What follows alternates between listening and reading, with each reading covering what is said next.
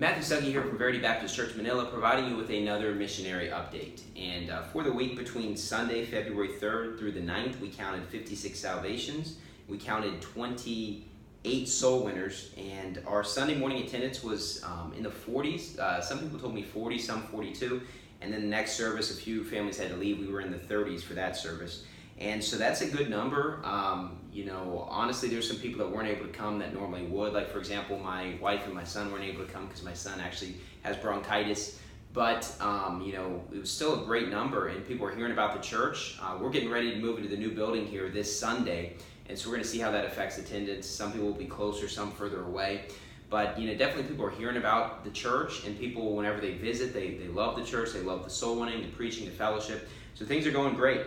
And our Wednesday evening service, I preached on John chapter 4, verses 1 through 27, the first half, which really focuses on Jesus giving the gospel. And so one thing I've noticed is that, when I first got saved and first started to become a soul winner, I was trying to learn all these methods for how to preach the gospel, and I was watching videos and reading articles and things like that, when honestly I could have just paid attention to what Jesus did in the Bible and become a good soul winner as a result of seeing what he did. But oftentimes we just don't go to the Bible first to figure things out. And, honestly, when you really break down exactly what he did in John 4, what he explains and what he's teaching, if you would follow that pattern, you could become a good soul winner. And so that's really interesting there, in John chapter 4, verse 1 through 27. So definitely check that out if you get a chance. And I'll link that sermon below. And on Sunday morning, I preached on Noah's flood. It's a 3-part series. And so I talked about the reason for the flood. And if you're like me, oftentimes I've just kind of read through the book of Genesis, just kind of read over those chapters and not really stopped to think about, what was going on in the world during that time period. Obviously, we know the world was wicked because the Bible says that. The Bible is also discreet, so it isn't very explicit with what was happening. If you pay attention closely to what it says, you actually find out exactly what the world was like during that time period. And so I'll link that sermon below. And one thing that I learned when preaching the sermon was that the world, which I should have been aware of, was actually a very filthy place physically.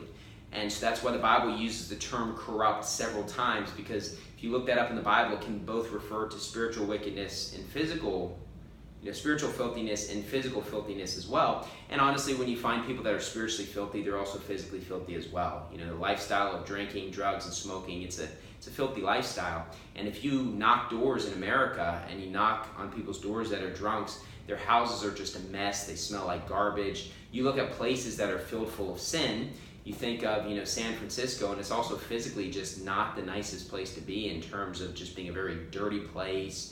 You got to worry about, stepping on drug needles and things like that. And so the world was like that before the flood. And, it was actually a very physically filthy place. Why? Because the world was very spiritually filthy at the time as well. And so in the next service, I preached the second part of a 5-part series, a dissolver of doubts, and we talked about the doubts of the world. And so what I focused on during that sermon was just that, there's lots of doubts that the world has, questions they have, and I actually went on Google to type in, the biggest fears, doubts, concerns, that people have, and, I went through and just kind of picked kind of the highlights and grouped them together, and what I showed is that the doubts that the world has, we actually don't have to have. Obviously their big doubt is whether or not they're going to heaven.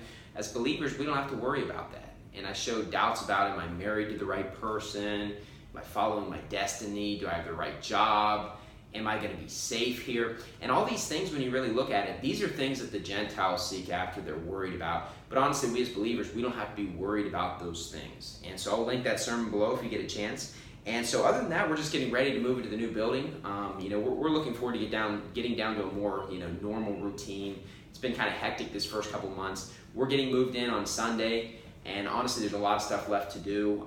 Lots of stuff has already gotten done, but we got the chairs being delivered tomorrow, and got to pick up the baptistry on Friday. And on Saturday, a bunch of people from our church are going to just go there and just try to get stuff set up. We want to hit the ground running on Sunday, and we're planning to live stream on Sunday. We're going to be using portable Wi-Fi, though. This is going to be the first time, and so we'll see how it goes. I assume we won't have any problems, but just bear with us if you pay attention to our ministry and you listen to the sermons and you listen to the live stream. That obviously we're moving into a new building and we're trying to get everything organized, and just be patient with us in case it takes us longer than we anticipate, or if there's any problems or things like that.